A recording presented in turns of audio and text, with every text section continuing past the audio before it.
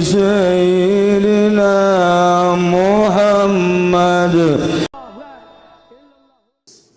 Sangonci-ngonci na kunci dibuka ku ayat ieu ngejepret sorangan. Di mana mimitina? Mun aya kunci, cekel kuncina, bacakeun ayat ieu. Qala ibna umma innal qauma istad'afuni wa kadu yaqtulunani fala tusmit biyal a'da wa la taj'alni ma'al qaumil zalimin. Tiupkeun fa ujianana nyantel bae.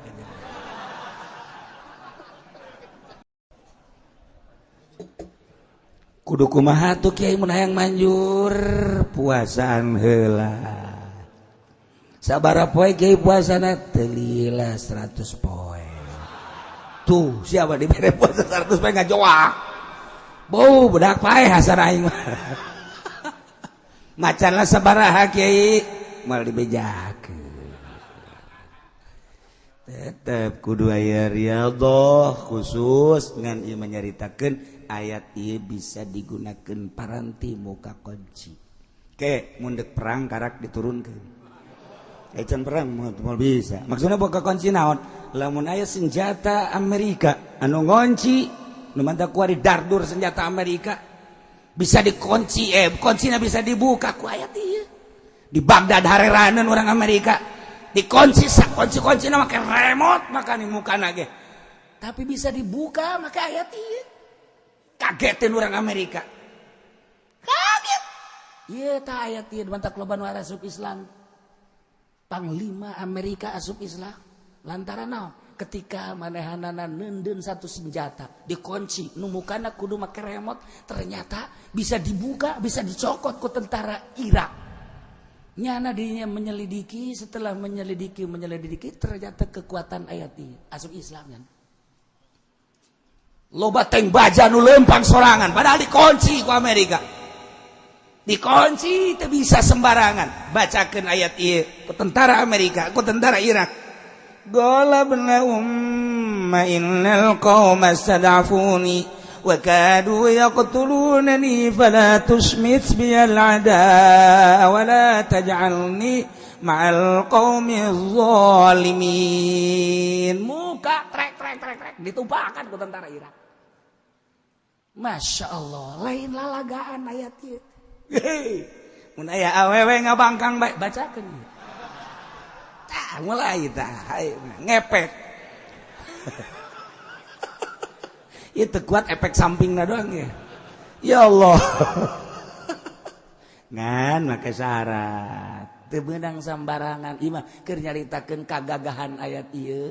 Hikmahna sababaraha ulama nyaritakeun. Ieu paranti muka-muka kunci ketika orang perang jeung musuh nu mantak Islam disegani, Islam ditakuti. Amerika ka Indonesia teh sieun, lain sieun senjatana, sieun. Ieu rariadohna doang orang Indonesia mah masya Allah kararuatan biasa. Perang urang teu boga senjata make bambu runcing doang, golok anu aya di hau teh tarang hau pake perang. Golok tarang hau pakai perang. Ngaburinya. Emang gua make ayat ieu. Ketika ribut ya di Singapura ribut. Pernah ribut di Singapura. Kamari ieu. Encan lilai ba zaman Habib Hasan. Zaman Habib Hasan cicing dirinya ribut. Nyerang Hindu kadinya. Islam saeutik. Islam maca ayat ieu. Salah saurang, dua urang maca ayat ieu. Hiber kaluhur sah. Neulekeun hiberna doang. Wabur kabeh Hindu. Ieu mah di zaman Habib Hasan. Aya keneh Habib Hasan ketika manehna diserang ke orang Hindu di Singapura lantaran nyana dakwahna rada nyerang saeutik tentang agama. Diserang. Ribut gede di dinya lain letik-letik ribut. Maca ayat ieu. Hiber sat kaluhur. Wow, ditinggalkan wabur. Wakabehan. Tak iya teh kuari disegani Habib Hasan setelah eta. Setelah kejadian ribut gede-gedean. Dibacakeun ayat dia. hiber jadi bisa hiber segala ya teh muka kunci ieu ngaluluhkeun awewe anu marah we ieu nah ieu dang tah urang mah penting nih eta doang tah perang mah embung urang mah pan ieu doang ieu ya Allah ya Rabbi emang sia mah ka dijabaya tolol hiber ieu aya teh nya ngan eta di riyadhana 100 poe macana sekean boga cara-cara tersendiri waktu riyadhana nah ieu mah teu meunang sambarangan tuh dibuka digelar keur ngaji kieu atuh wow atuh sia lamun digelar kieu bisa jadi pamalingan kabeh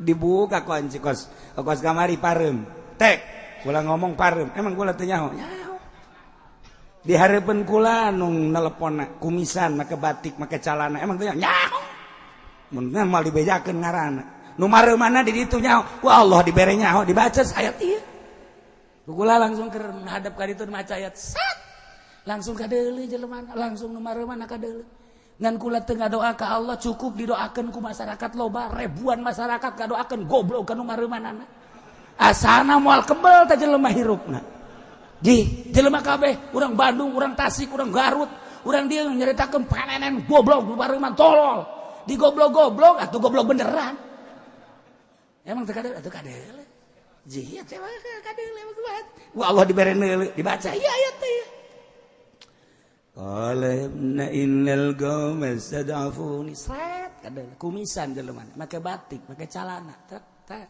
oh geus kula marah henteu di ditu nu mareumana nyaho jelemana jangku lain lalagan tek di pareuman ku jana teu make kopiah di ditu mah nyaho make calana biasa bebegoan nya atuh ku Allah dibere nyaho nu kumaha atuh atuh teh lamun kula nunjuk tah harita sia hayo sia atuh ketika deuleu jasa ngan teu meunang antepkeun bae cukup ku doa ribuan jelema asana jadi kamangmang tah jelema teh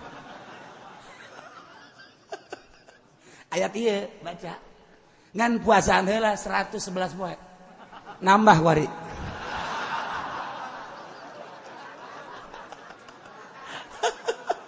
lama wari 111 poe bahkan 113 poe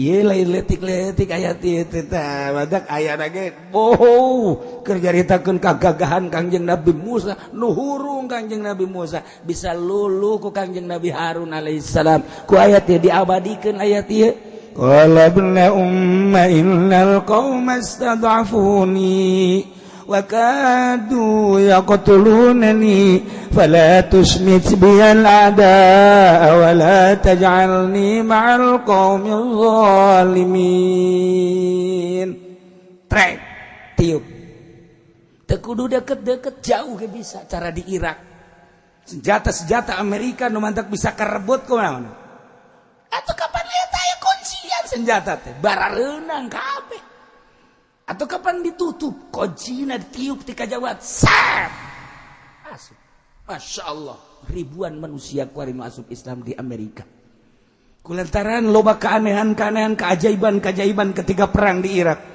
sanajan ayeuna di Suriah ngan hanjakalna di Suriah mah Islam jeung Islam Yaman Islam jeung Islam ISIS ieu dihanjakalkeun teh seperti ieu rada keanehan mah aya keanehan mah aya lamun jeung kafir nonjol jasa bakal lain lalagaan zaman urang baheula keur ngalawan Belanda pohara jasa keanehan-keanehan ayat-ayat dibacakeun geus ente mah ulah mikiran riyadhah ulah mikiran naon geus pokona perang datang ka kiai beres engke disuntikan naon anu disuntikan peler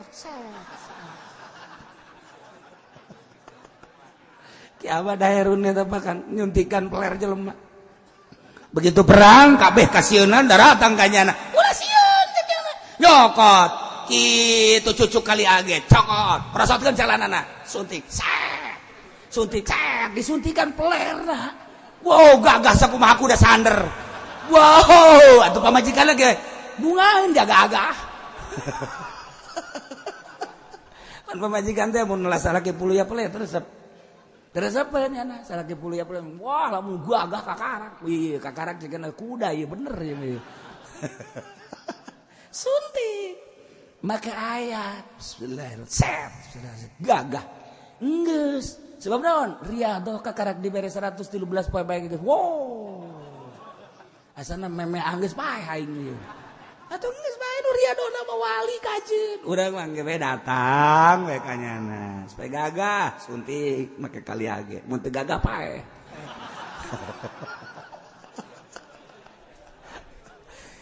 Keur nyaritakeun kagagahan ayat hikmahna ieu mah nu mantap kaistimewaan menonjol bagi jelema-jelema nu bisa ngagunakeunana lain lalagaan. Sararieun ka wali-wali Allah padahal wali Allah malaletik jeung para ruasa bae tapi dipake kasieun naonna doana. Beuh emang kumaha ngan tilok ngadoa sambarang. Antapkeun bae heulana. Keun pasrahkeun ka Gusti Allah. Urang mah lamun boga doa nu manyur watu acak-acakan. Acak-acakan. Mantak di nafsuna heula dieueuh-eueuhkeun karak manjur doa mah. Lamun make nafsu bae mah atuh moal manjur doa mah.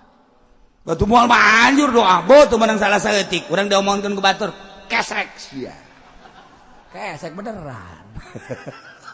Urang didoakeun lamun aya kadenge batur ngomongkeun urang seburut sia bau sabeda kalapa hejo.